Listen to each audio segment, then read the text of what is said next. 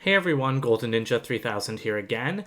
Today I'm going to be talking about episode 5 of WandaVision titled On a Very Special Episode. Now, that's a very fitting title because this episode was kind of insane, so watch out, there will be spoilers ahead, although I don't think that there's as much LEGO related stuff to talk about this week. So starting things off, I really liked how this episode was kind of like a back and forth between the sitcom world and then the real world. That's what I was expecting, and I'm really glad that that's what it was. Because I kind of thought they might just do like one or two scenes like at the start, at the end, and in the middle, but I'm glad it switched a little bit more than that. And speaking of the real world, getting Monica, Darcy, and Jimmy together was fantastic. I would love to get minifigures of all three of those characters. I don't think we're going to see that at all because if there's one WandaVision set, I'm thinking it's just going to be WandaVision and then whoever the main villain ends up being. However, hopefully we'll get Monica in the Captain Marvel 2 sets, so I'm not that broken up about that. But other than that, in the real world, the only other thing to mention is that the director, Tyler Hayward, there's definitely something shifty going on with him. I can't believe that he straight up just tried to kill Wanda. I mean, I can because I feel like that's what those kinds of people in like military like positions, high up military positions do, especially like in the MCU and stuff. But that was kind of shocking to me because I didn't think he was that shifty last week. People were saying that, and I was like, I don't think there's anything like wrong with him yet, but now I definitely think that there is something wrong with him. As for the sitcom stuff, I really loved like everything that was kind of creepy from episode 4 really carried over to this episode, which I'm thrilled about. Like, we had that whole scene with Agnes in the beginning, and side note, Catherine Hahn looked amazing in that outfit. I mean, like, everyone looked great in this episode. I really loved the 80s styling of all the characters, but, like, Catherine Hahn, like, that outfit was great, that hair was great. I want a Lego minifigure of that. Again, we're never going to get one, trust me, but, like, I'm sure I can try to, like, custom something up for her, but I'm not at home right now, so I don't have any of the pieces I would need. But I would really, really, really love to, like, make a minifigure of her. However, like in that opening scene, her breaking character and like looking directly at Wanda and asking her if she wanted to take the scene from the top, that was fantastic. I love that Vision started to question things more. He had that really creepy scene with Abhilash Tandon, who plays Norm. Like that's the guy in universe playing Norm in the sitcom. He had that really great moment with him where he was like, "She's in my head, like you need to help me, it hurts." I think that could be referring to Agnes, because if Agnes is Agatha Harkness from the comics, I think that she's definitely involved in like the villain's plot in this series. However, it could just be Wanda, and again, that's really creepy for a character that's been mostly portrayed as a hero, except for that brief time in Age of Ultron where she did ally with the villain. The kids aging up did surprise me quite a bit because I knew that they would be aging up. I just didn't think that they would become like 5-year-olds immediately after being newborns. I think it's really fishy that Agnes didn't like react at all to them aging up. Again, she's definitely, I bet she's involved with Mephisto and that they're trying to get Wanda's kids. That's my biggest theory. But then the fact that when they were like, "Oh, you need to be 10 to take care of Sparky," they like looked at each other and then made themselves grow. I didn't think it was them doing it to themselves, but that's a really interesting wrinkle because it could just be a combination of both of their powers, like Wiccan's magic and then Speed's, speed. So I don't know. I think that was just an interesting thing I didn't foresee. I really like the child actors. I think they did a great job. I can't wait for them to become teenagers. And I think that there are different actors for them on Halloween. So I'm guessing that they'll grow a little bit more in the next episode. But the other thing that I wanted to talk about with the sitcom stuff is when Wanda left Westview and just like went to confront Sword. That was an epic moment. That's like probably like, top favorite scenes in like the MCU. That scene, it was just incredible. I thought something like that would happen in episode 6, not in episode 5.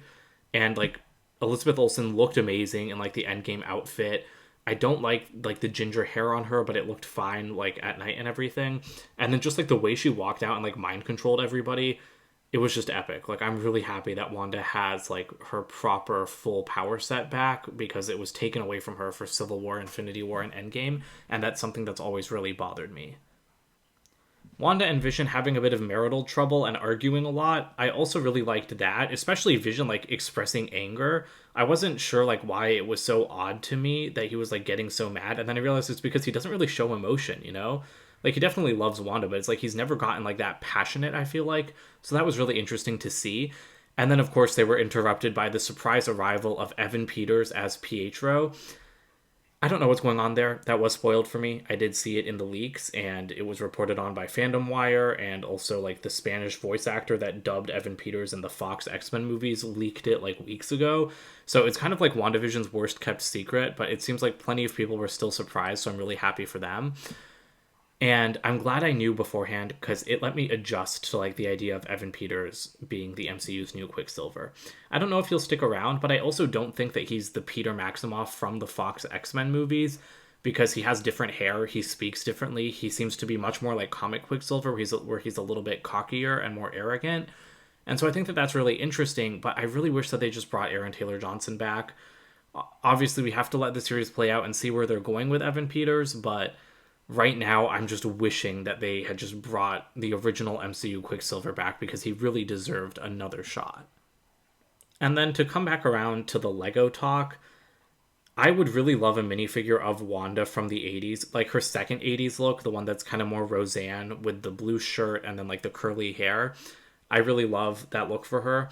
So I'd like to get that as a minifigure, but again, unless we get like a whole minifigure series full of WandaVision figures, I doubt we're ever going to see any of these. I still think that we're most likely going to see the 50s figures if we do see sitcom minifigures, but the real world versions are more likely first.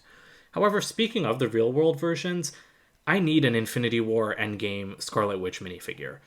It's absolutely ridiculous that LEGO never made one of her for the Infinity War sets. I mean, yes, there were so many characters in that movie, but, like, are you kidding me? She was so important to the plot of Infinity War, especially at the end. She's, like, the most powerful hero in the MCU. I think it's so stupid that LEGO never made a minifigure of her. Not even in the sets, but then not even in the Bricktober pack. Like, you made Wong over Scarlet Witch. You made Tony in a tracksuit over Scarlet Witch. Like, are you kidding me? So that's always bothered me, but it's bothering me even more now because she's still wearing that Endgame outfit in WandaVision.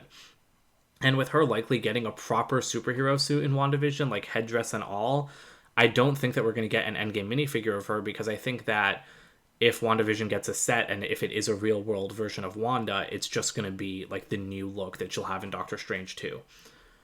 So that's, again, just a massive disappointment to me because I feel like there was definitely room to include her in the Infinity War sets. So I really hope that eventually we get one of her. Maybe in the minifigure series, if it's MCU based and like kind of fills in the gaps from Endgame, we could see her there. But yeah, that pretty much sums up my thoughts on episode 5 of WandaVision. I don't want to go super in depth on all of my theories, but I really hope we do get Lego sets for this because I know it would just be a sword vehicle or like a sword base, but I also really want to get like part of like that wall that's encasing Westview. And I really wish LEGO would branch out into just do like an 18 plus sitcom set for this show. So let me know what you guys think. Are you guys enjoying the series? And like what kind of sets do you guys want to see? I know that like the LEGO ideas have been a bit repetitive because it's mostly just like different minifigures and then like yeah, probably a sword thing. But I'm really hoping that like the next couple episodes give me like some good material to make sets out of as we start getting like more action oriented. So that's it for today. Don't forget to comment, like, and subscribe, and I'll see you guys in more videos soon. Bye for now.